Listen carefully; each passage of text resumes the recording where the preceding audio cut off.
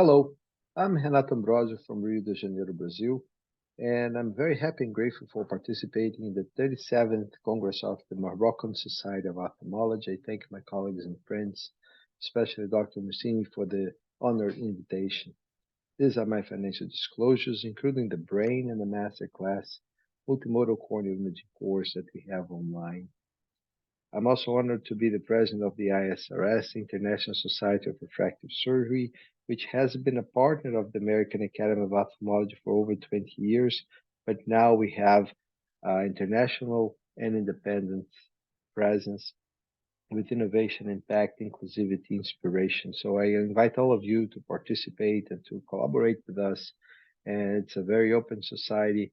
We are more inclusive as ever, and we definitely want to have the Moroccan Society of Ophthalmology participating with your refractive surgeons with us. I start with some wisdom from Confucius, the beginning of wisdoms to call things for the proper name.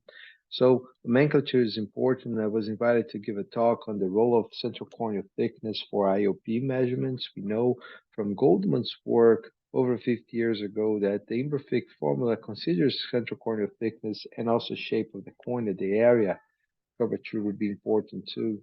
We also know that central corneal thickness is not enough. We have a large number of patients with more than 15 to 20 microns of difference between the thinnest point and the central corneal thickness. Also, the very important thing is that the work from Cynthia Roberts is that the young modulus uh, provides a higher impact on the error from IOP measurements, the true IOP, if you have a weak cornea or a strong cornea. So it's not about the corneal thickness or shape, it's about corneal properties, but also on the hypertension treatment study, ocular hypertension treatment study, or HDS, we have the data that central corneal thickness was an independent risk factor for glaucoma progression. This was revisited, but there are many studies that look at corneal thickness as a risk factor for advanced glaucoma damage in cross sections and longitudinal studies. So it's important to understand that it's important for the cornea for glaucoma and corneal properties for glaucoma progression. This was reviewed by one of my fellows, Dr. Rodrigo Brazuna, an excellent glaucoma surgeon. So it's important to understand that it goes beyond cornea evaluation. But considering cornea evaluation, especially for ectasia in cross-linking meeting, 12 years ago, I was invited to give this talk on Scheinflug topography. We know that topography is a front surface evaluation, tomography is the 3D, and Scheinflug tomography is the best way to do tomography today. We know that OCT is a reality today, but I still believe that Scheinflug has some advantages and still a place. But when we consider the Pentacam family that started for a lower resolution Scheinflug, higher resolution Scheinflug, AXL with the PCI axial length measurements, and the PCI along with the Hartmann Shack wavefront abrometer, and this is to be continued also with an OCT. So corneal properties are important, and that's important that we understand what we are looking at in biomechanics. From the Greek, it's the mechanics of life, and it's the application of mechanical principles for biological systems, and define the relationship between stress and strain, which for the cornea is very important because of its strength and the transparency, and also the corneal optical properties. 2005 was a seminal year because we had this first issue of the JCRS related to biomechanics, and we talked about in vitro measurements, computation models, and the first clinical measurements with the ocular response analyzer. Our colleague and friend, Dr. Dave Blues, PhD, he pretty much looked at the second applanation signal, and he described ocular is corneal, but it's truly ocular hysteresis. And this is something that was connected to the biomechanical evaluation and the corneal tomography. And that was the first logo integrating Scheinflug and the signal from the ocular response analyzer. In 2009, I was introduced for this very interesting system that in 31 milliseconds records a horizontal 8 millimeter Scheinflug image. And the logo of the Rio de Janeiro Quantum Tomography and Biomechanics Study Group was kind of revisited. So it's important to understand that the Oculus ST, which is Scheinflug technology, but has been considered now shine-through tomography, we have a very ultra high resolution shine-through camera, and we can record deformation, the velocity of the cornea, the DA ratio.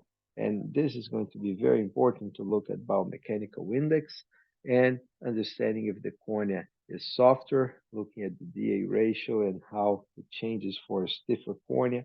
And this data will be integrated to tomography.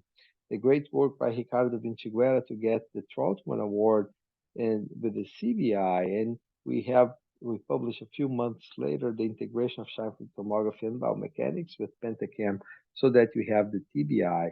The TBI evolved to a V2 with a higher sensitivity and specificity. So we have over 500 normal topography eyes from patients that have ectasia in the fellow eye, and those are the unoperated ectasia cases. And you see that the separation from normality is much more pronounced. And those cases here may be unilateral ectasia, not keratoconus, and those cases up here are the susceptible corneas with a normal tomography. So it's important to understand the increase in sensitivity and specificity, especially when you look at the cases with the normal topography that we call sometimes form full cones. The ectasia toolbox includes the TBI, in my opinion, so we need to take a look at the tomography and biomechanics so that we get a hint if you can weaken the cornea with surface ablation, femtosecond, smile, or if this patient is a better candidate for phakic IOL. So tomography, he goes into the understanding of corneal biomechanical assessment, not only with non-contact tonometry, but also with Brillouin optical microscopy. We have the principle of Louis Brillouin that has been explored in some commercial machines, including the work by Theo Seiler, and the boss is a commercially available. Dr. Scosetti, Giuliano Scosetti, in the East Coast United States. He's from Italy, and he did a beautiful work on putting together a motion tracker in Brillouin and this promising data. So it's important to understand that it is an evolving field, and one technology may sometimes not replace other technology. And this work by Theo Seiler, in which he can map the curvature, the thickness, and how the Brillouin looks at. So corneal tomography and biomechanical assessment, we have new tools. AI is very important. It's always the concept of going beyond, not over topography, tomography, and in the case of the application of biomechanics, the keratoconus assessment in refractive surgery, especially with glaucoma, some of the work with the retina and myopia control. Multimodal refractive imaging is a fundamental concept, and all this data can be integrated with artificial intelligence. And this is going to be fundamental for personalized medicine. So I thank you very much for your kind attention, and I'm honored to participate in this great meeting.